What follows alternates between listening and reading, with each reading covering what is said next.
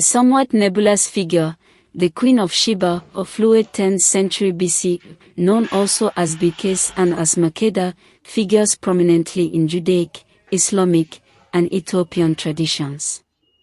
Her legendary voyage to meet Solomon, king of Israel, has inspired centuries of speculation about her kingdom and influence in the ancient world.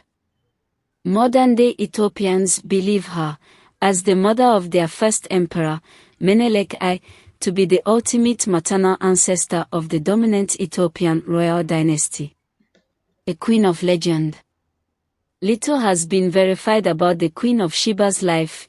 In fact, even such basic details as her given name and the exact location of her kingdom remain uncertain.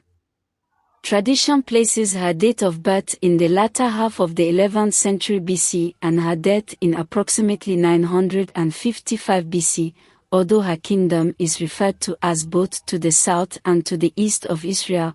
Scholars generally believe her to have ruled an area in northern Africa roughly equivalent to modern-day Ethiopia, a country which claims her the progenitor of their long-ruling Solomonic dynasty.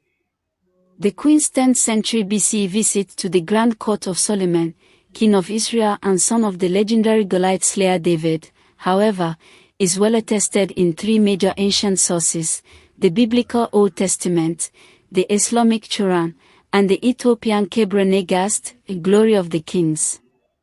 These three perspectives on the Queen meld to create a picture of one of the relatively rare, powerful female monarchs of the ancient world.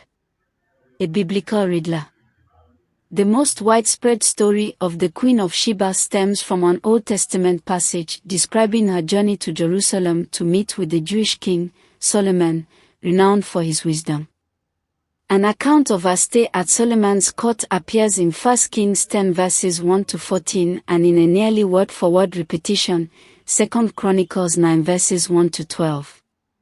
Both passages begin, "The Queen of Sheba heard of Solomon's fame, and she traveled to Jerusalem to test him with difficult questions.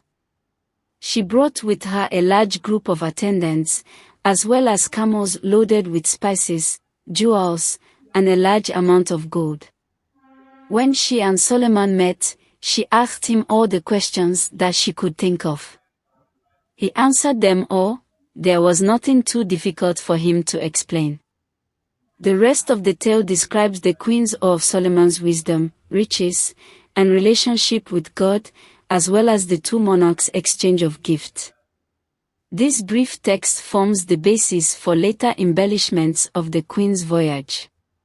Few other direct references to the Queen occur in biblical sources.